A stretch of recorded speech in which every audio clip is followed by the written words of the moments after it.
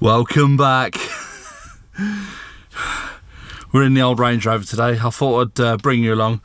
I'm just going to have a little tour around basically, but I thought I would show you what this torque converter's doing or not doing. Tina's just started it up. She didn't need to, but to drop the suspension down so I could get in it. The suspension does actually drop down if you've just got the ignition on. Anyway, so the car's not warm, so what I'm going to do is I'm going to start it up, put it in gear, and then show you what it's not doing. It is hot today, flipping heck, but having said that, I'm still feeling alright, so that's quite good. Right, so foot on the brake, let's just start it up.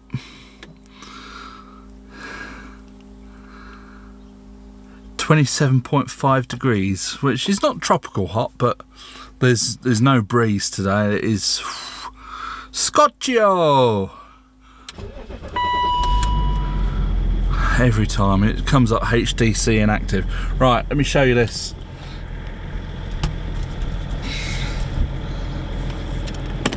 I'm going to pop it in gear.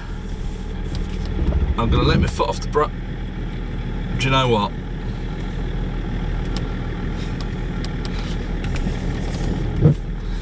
Let me put it in back into high range. We're back in high range. I'm going to stick it back in drive. Now I'll let my foot off the brake. Oh.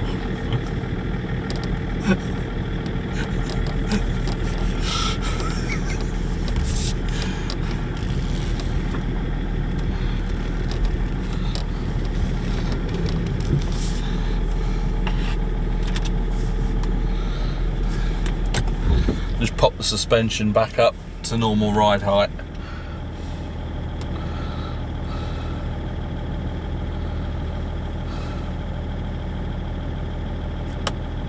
So I'm going to try it again. Pop it into gear.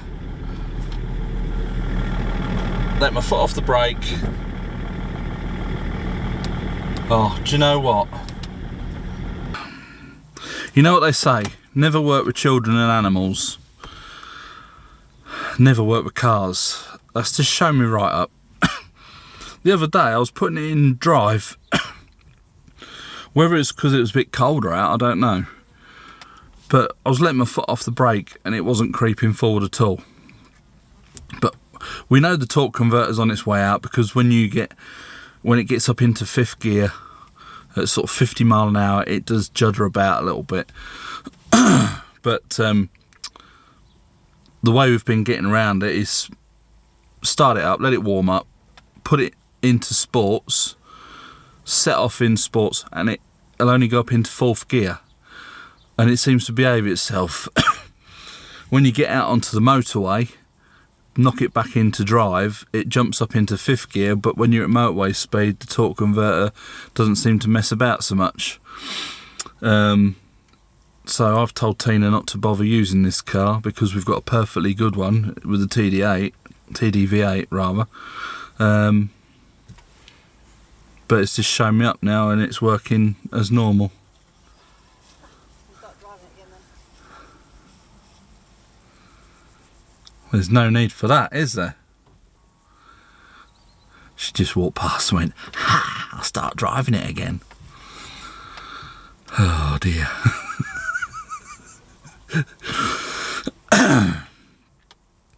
What can I say?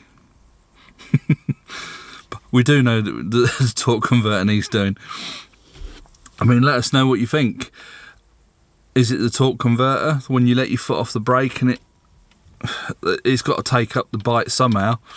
I know when we did the oil service on the gearbox, we didn't quite have enough oil to fill it up until it was running out of the gearbox. They sent out 6 litres in the kit, which they said was enough, but it wasn't quite enough for the oil to start running back out, if you know what I mean. But there was quite a good amount of oil went in, and I think more oil went in than what came out.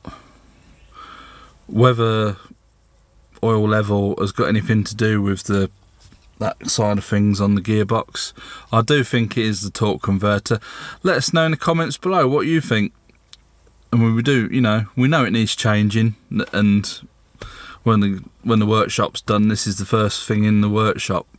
Oh no, it's not, it's the Audi. Must get the Audi fixed because we need to sell that. But yeah, so this video is a bit of nonsense really.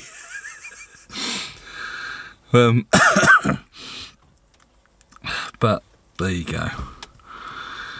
But yeah. Oh god, here we go. But yeah, let us know your thoughts in the comments, what you think. Torque converter, gearbox. I'm going to try and replace the torque converter for a reconditioned heavy duty one really. I would like to get something sort of heavy duty and recondition the gearbox to the best of my abilities. You know, if I can get it on the workbench in the workshop and get it all stripped down, it should be good. So I'm going to have a little drive around, and we'll catch you in a bit.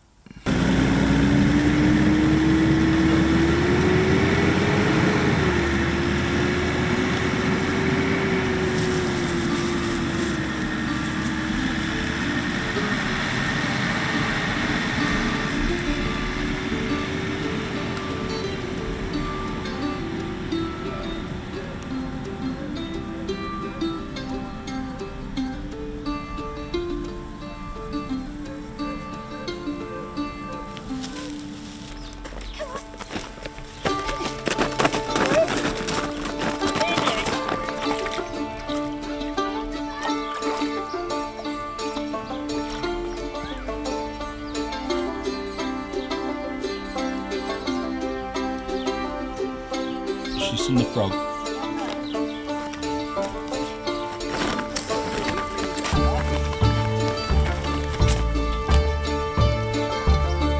think she likes it in there. She does. She's a real water baby.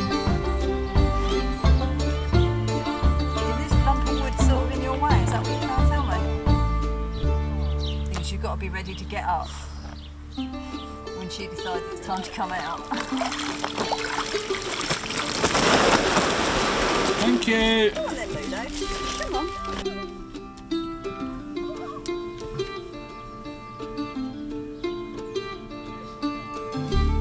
Stood there.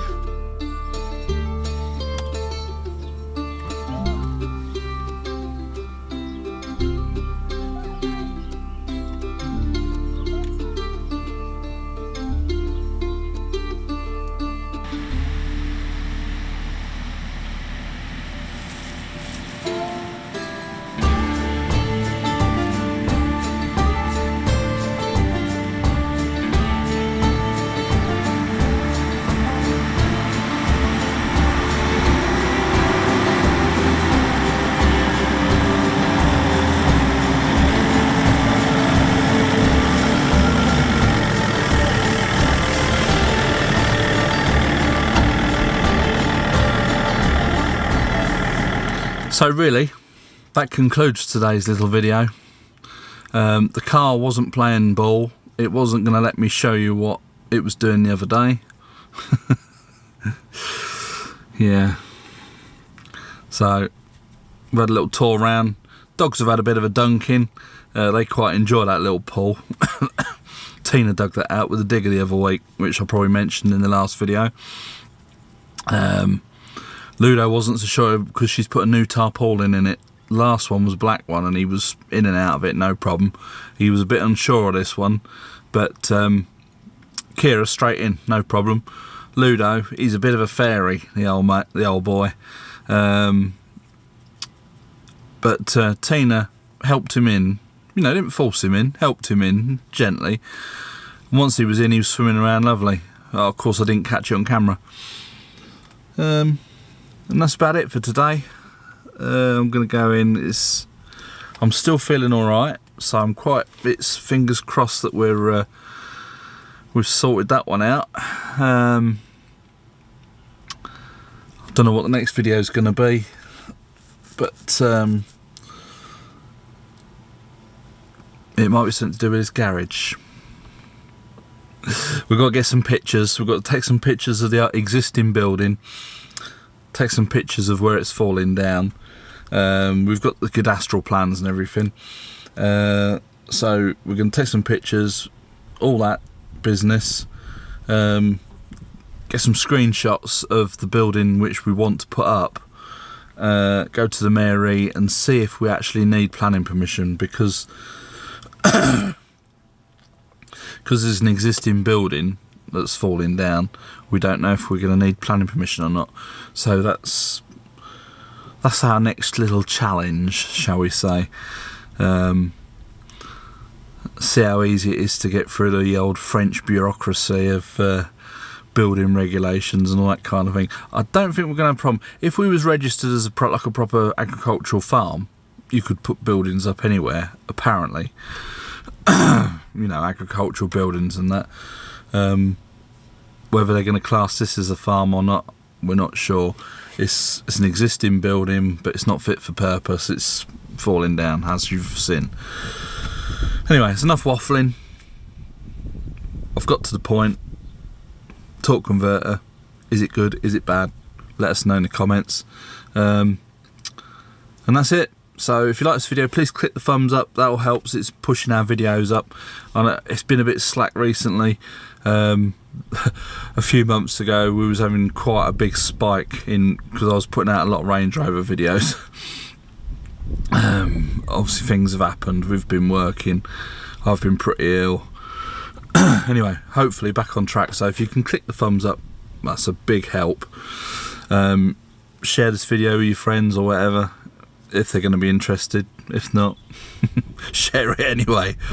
Subscribe if you haven't already. And from me and Tina, sat in a wheelchair, oh, and she's waving, it's bye for now.